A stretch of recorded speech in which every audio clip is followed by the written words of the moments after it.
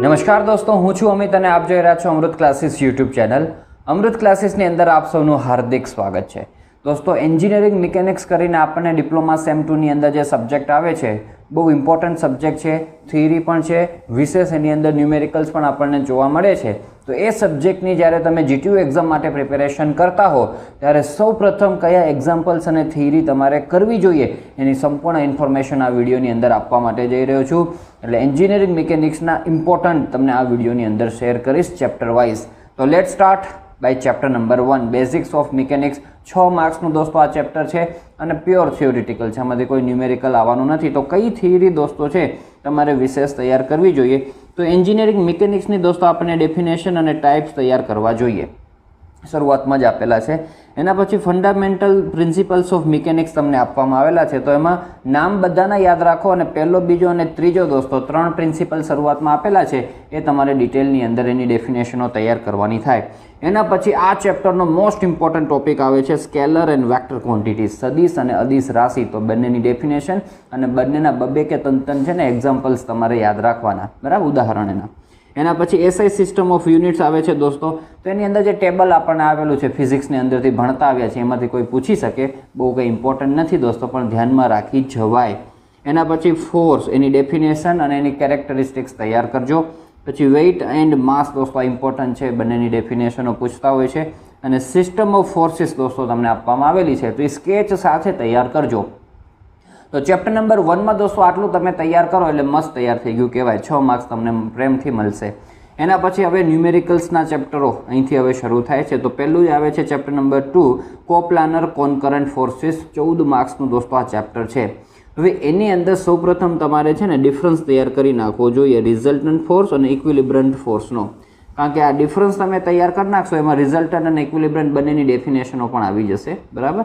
એના પછી parallelogram, law of forces દોસ્તો એ તો મોસ્ટ ઇમ્પોર્ટન્ટ છે, એ તૈયાર કર્યા વગર ન જવાય. વિથ પ્રૂફ, હા, સ્ટેટમેન્ટ, એની સ્કેચ અને પ્રૂફ બધું તૈયાર કરજો. પછી એના ન્યુમેરિકલ્સ આવે છે પેરેલેલોગ્રામના. તો એક્ઝામ્પલ 1, 3, 4, 5, 8 અને 14 તમારે રિફર કરીને જવાય. હવે તમારા દોસ્તો અત્યાર સુધી 2 જીટીયુના પેપર લેવાઈ ગયા છે. એ પેપરોની અંદર જે ન્યુમેરિકલ્સ પૂછાયા છે એ ન્યુમેરિકલ્સ આપણે સરસ મજાના લાઈવ ક્લાસીસની અંદર કરાવ્યા છે અને નોટ્સની અંદર પણ અવેલેબલ છે. તો એનો લાભ તમારે લેવો હોય તો અમૃત ક્લાસીસ એપ્લિકેશનની અંદર એન્જિનિયરિંગ મિકેનિક્સ નામનો દોસ્તો આપણે ક્લાસ બનાવેલો છે, એની અંદર નોટ્સ અને વિડીયો ક્લાસ બંને અવેલેબલ છે, એનો લાભ તમે પ્રાપ્ત કરી શકો છો. એના પછી દોસ્તો મેથડ ઓફ રિઝોલ્યુશન આવે, બીજા ટાઈપના ન્યુમેરિકલ્સ તમારા આ મેથડના બનશે. આ એ મોસ્ટ ઇમ્પોર્ટન્ટ છે મેથડ. તો એની અંદર તમારે રિફર કરવા હોય તો 1, 2, 5, 8, 10 અને 21 નંબરના ન્યુમેરિકલ્સ તમે રિફર કરી જજો. બાકી આમાં તો કેવું છે દોસ્તો, મેથડ બરાબર સમજી જવાની. મેથડ તમે બરાબર સમજી જશો તો પછી કોઈ પણ ટ્વિસ્ટ કરીને તમને પૂછશે ને તો એ આવડી જશે. અથવા ટેક્સ્ટબુકમાં નહીં હોય એવો કોઈ ન્યુમેરિકલ પૂછશે તો પણ તમે આરામથી એને સોલ્વ કરી શકશો. એટલે આટલા ન્યુમેરિકલ રિફર કરશો એની અંદર એ મેથડ તમારી મસ્ત છે, એ ક્લિયર થઈ જશે, બરાબર. અને મેથડો સમજવી હોય તો આપણા લાઈવ ક્લાસીસ તો અવેલેબલ જ છે, બરાબર, અમૃત ક્લાસીસ એપ્લિકેશનમાં. એના પછી આ પણ મોસ્ટ ઇમ્પોર્ટન્ટ છે લામીસ થિયોરમ, એનું સ્ટેટમેન્ટ, એનું પ્રૂફ બંને તૈયાર કરવાનું છે. યુટ્યુબની અંદર પણ દોસ્તો અવેલેબલ છે લામીસ થિયોરમ. એમાં એક્ઝામ્પલ્સ જો મેં લોટ્સ ઓફ એક્ઝામ્પલ્સ આપેલા છે, કારણ કે એની અંદર છે ને સૌપ્રથમ તમારે ફ્રી બોડી ડાયાગ્રામ બનાવો ને મોસ્ટ ઇમ્પોર્ટન્ટ હોય. તો આટલા બધા ન્યુમેરિકલ્સ તમે રિફર કરજો દોસ્તો, મસ્ત તમારું કામ થશે. એમાં 13, 14 અને 16 છે, થોડાક હાઈ લેવલના છે પણ છે ઇઝી જ પૂછાતા હોય એ ટાઈપના. એ પણ થોડુંક તમે એફર્ટ કરશો તો તમને સમજાઈ જશે, વાંધો આવશે નહીં. એના પછી થિયરીની અંદર તમારે polygon law of forces, conditions for equilibrium of coplanar concurrent forces important છે અને ટાઈપ્સ ઓફ ઇક્વિલિબ્રિયમ ત્યારે ધ્યાનમાં રાખીને જજો. આટલું તૈયાર કરો એટલે ચેપ્ટર નંબર 2 તમારું કમ્પ્લીટ થાય. હવે ઘણા વિદ્યાર્થીઓ એવું પૂછતા હોય છે કે સાહેબ માત્ર અમે થિયરી કરીને પાસ થઈ શકીએ? તો ઈએમની અંદર દોસ્તો રિસ્કી રહેશે માત્ર થિયરી કરીને પાસ થવું. એટલે ન્યુમેરિકલ્સ તમારે કરવા જ જોઈએ અને ઇઝી ન્યુમેરિકલ્સ હોય. આમાં 3 ટાઈપના ન્યુમેરિકલ થયા, પેરેલેલોગ્રામ, લો ઓફ ફોર્સિસના, મેથડ ઓફ રિઝોલ્યુશનના અને લામીસ થિયોરમના. તો મસ્ત કન્સેપ્ટ સમજીને તૈયાર કરજો. એના પછી moment of force and parallel forces chapter number 3, આ પણ 14 માર્ક્સનું ચેપ્ટર છે દોસ્તો. એની અંદર સૌ પ્રથમ મોમેન્ટ ઓફ ફોર્સ, બરાબર, એટલે મોમેન્ટની ડેફિનેશન, મોમેન્ટનો યુનિટ અને મોમેન્ટના ટાઈપ્સ દોસ્તો તમારે તૈયાર કરાય, ક્લોકવાઇઝ એન્ટી ક્લોકવાઇઝ. એના પછી કપલ, એમાં પણ દોસ્તો ડેફિનેશન, એની પ્રોપર્ટીઝ, એનો ડિફરન્સ કોનો, કપલ અને મોમેન્ટનો. પછી વેરિગ્નોન્સ પ્રિન્સિપલ દોસ્તો મોસ્ટ ઇમ્પોર્ટન્ટ, આખો જેટલો ટેક્સ્ટ બુકમાં આપેલો છે બધું જ તૈયાર કરી જજો, બરાબર, મોસ્ટ ઇમ્પોર્ટન્ટ છે. પછી એક્ઝામ્પલ 1, 2 છે ને ખાલી મોમેન્ટ ફાઇન્ડ કરવાના છે, બરાબર, એ તમને પૂછી શકે 3 માર્ક્સની અંદર. બાકી જે મેઇન એક્ઝામ્પલો શરૂ થાય છે તમારા છે 1, 2, 3, 5, 6, 7, 11, 16 અને 17, બરાબર. આમાં તમને આઈડિયા આવી જશે, ક્યારેક સ્ક્વેર કરીને તમને આપશે, ક્યારેક સર્કલમાં, ક્યારેક ટ્રાયેંગલની અંદર, આ બધામાં અલગ અલગ રીતના ફોર્સીસ આપે. ઓલા બોક્સમાં પણ આપે છે, ગ્રીડ હોય છે, વર્ટિકલ, હોરિઝોન્ટલ, બરાબર. બધામાં કામ તો એક જ હોય, સિગ્મા એચ, સિગ્મા વી, સિગ્મા એમ, બરાબર. અને મોમેન્ટ આપણે લેવાની હોય છે, એપ્લિકેશન પોઝિશન ફાઇન્ડ કરવા માટે. તો બધામાં દોસ્તો કામ આ કરવાનું હોય છે. તો વ્યવસ્થિત સમજી જજો, એટલે કોઈ પણ ટાઈપનો ન્યુમેરિકલ્સ આવે તમને વાંધો ના આવે. એના પછી દોસ્તો બીમની શરૂઆત થાય છે. તેમાં types of beam, types off load અને ટાઈપ્સ ઓફ સપોર્ટ, આ 3 થિયરીમાંથી કોઈ એક થિયરી હશે ને હશે, લખી જ રાખો દોસ્તો, મોસ્ટ ઇમ્પોર્ટન્ટ છે. સ્કેચ સાથે તૈયાર કરજો. અને બીમના રિએક્શન્સ ફાઇન્ડ કરવાના ન્યુમેરિકલ પણ 100% હોવાના છે, બરાબર. તો કયા ન્યુમેરિકલ્સ તમારે રિફર કરી જવા જોઈએ તેનું લિસ્ટ મેં અહીંયા આપેલું છે, એ રિફર કરજો. પણ જે જીટીયુ એક્ઝામની અંદર તમને પૂછેલા છે એનું સોલ્યુશન્સ આપણા નોટ્સની અંદર અને લાઈવ ક્લાસની અંદર આપણે કરાવ્યું છે, તો એ પણ તમે રિફર કરી શકો છો. એના પછી દોસ્તો યુટ્યુબની અંદર પણ દોસ્તો અવેલેબલ છે, તમે યુટ્યુબમાંથી પણ લાભ પ્રાપ્ત કરી શકશો. Chapter number 4 centroid and centre of gravity, નાનું અને નાજુક 10 માર્ક્સનું ચેપ્ટર છે દોસ્તો. એમાં પહેલાં ડેફિનેશનો, તમારે ડેફિનેશન સેન્ટ્રોઇડ અને સેન્ટર ઓફ ગ્રેવિટીની તૈયાર કરવાની થાય. પછી ડિફરન્સ, તો ડિફરન્સમાં ડેફિનેશન ઓટોમેટિક આવી જશે, એટલે આપણે સીધો ડિફરન્સ તૈયાર કરી દઈએ. પછી એક્સિસ ઓફ રેફરન્સ, એ પણ તૈયાર કરો ટોપિક, બરાબર. એક્સિસ ઓફ સિમેટ્રી દોસ્તો તમને અલગ અલગ શેપ માટે ડ્રો કરવાની કહેશે પણ ખરા, કે ભાઈ ટી શેપની અંદર કે સી શેપની અંદર તમારે એક્સિસ ઓફ સિમેટ્રી બતાવો, તો તમારી ડ્રો કરતાં આવડવું જોઈએ, બહુ કોમન સેન્સ છે દોસ્તો.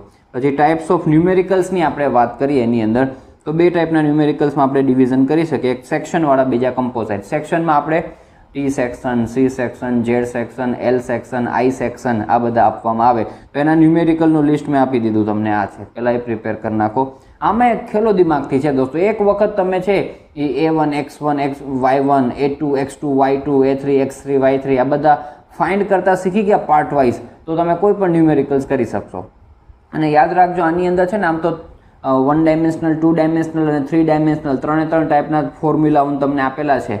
પણ તમને અત્યાર સુધી દોસ્તો છે ને 2Dના જ પૂછાય છે, બરાબર, એરિયાવાળા. 1 ડાયમેન્શનલ એટલે લેન્થવાળા, 2 ડાયમેન્શનલ એટલે એરિયાવાળા અને 3 ડાયમેન્શનલ એટલે વોલ્યુમવાળા. તો ત્રણેયના ફોર્મ્યુલા જો તમે ધ્યાનમાં રાખી જશો તો કોઈ પણ ન્યુમેરિકલ્સ કરી શકશો, બરાબર. પણ મેજોરિટી તમને એરિયાવાળા જ વિશેષ પૂછવામાં આવશે, તો એ ખાસ તૈયાર કરજો. તો બધા એરિયાવાળા જ છે. કમ્પોઝાઇટમાં દોસ્તો મિક્સ હોય, એમાં ટ્રાયેંગલ શેપ હોય, સર્ક્યુલર, સેમી સર્ક્યુલર, રેક્ટેંગલ, બધા મિક્સ હોય દોસ્તો શેપ, બરાબર. એવા ન્યુમેરિકલ્સ મેં તમને આપેલા છે. મેથડ સમજી જજો દોસ્તો, તો કોઈ પણ શેપ તમને આપશે આરામથી તમે કરી શકશો, અને એકદમ ઇઝી છે. યુટ્યુબની અંદર પણ અવેલેબલ છે અને અમૃત ક્લાસીસ એપમાં પણ અવેલેબલ છે. ચેપ્ટર નંબર 5 દોસ્તો ફ્રિક્શનની હું તમને વાત કરું તો એની અંદર સૌપ્રથમ થિયરીની અંદર તમારે કરવાનું થાય ફ્રિક્શનની ડેફિનેશન, ટાઈપ્સ, એડવાન્ટેજ અને ડિસએડવાન્ટેજ. એડવાન્ટેજ ડિસએડવાન્ટેજ પાછળ આપેલા છે. પછી એંગલ ઓફ ફ્રિક્શન દોસ્તો એની ડેફિનેશન તૈયાર કરો, કોફિશિયન્ટ ઓફ ફ્રિક્શનની તૈયાર કરો, એંગલ ઓફ રિપોઝની તૈયાર કરો. અને અહીંથી જ તમને કહી દો કે પ્રૂફ તમને પૂછેલું છે કે ભાઈ એંગલ ઓફ ફ્રિક્શન 5 અને એંગલ ઓફ રિપોઝ હંમેશા સેમ હોય એવું પ્રૂવ કરો. તો એ એક્ઝામ્પલ નંબર 16 છે ને દોસ્તો, એ તમને ત્યાં પ્રૂવ કરીને આપેલું છે ને એંગલ ઓફ રિપોઝમાં પણ તમને એનું આપેલું છે. પણ એક્ઝામ્પલ 16 જોજો એટલે તમારું કામ થઈ જશે. પછી લો ઓફ ફ્રિક્શન, તમને ખાલી લો ઓફ સ્ટેટિક ફ્રિક્શન કરીને પૂછે છે, તો સ્ટેટિક અને ડાયનેમિક બંનેના આપવામાં આવેલા છે, તો એ પણ ખાસ તૈયાર કરજો. ટાઈપ્સ ઓફ ન્યુમેરિકલ્સ દોસ્તોમાં 3 પ્રકાર પાડી રાખો અને એ પ્રમાણે પ્રિપેરેશન કરો. એક તો હોરિઝોન્ટલ સરફેસ ઉપર તમારો ઓબ્જેક્ટ હોય એવા ન્યુમેરિકલ્સ છે, બીજા ઇન્ક્લાઇન સરફેસ ઉપર હોય અને ત્રીજા લેડરવાળા છે દોસ્તો. લેડરવાળા ન્યુમેરિકલ બંને પેપરમાં 7-7 માર્ક્સમાં પૂછાયેલા છે, તો ખાસ તૈયાર કરજો.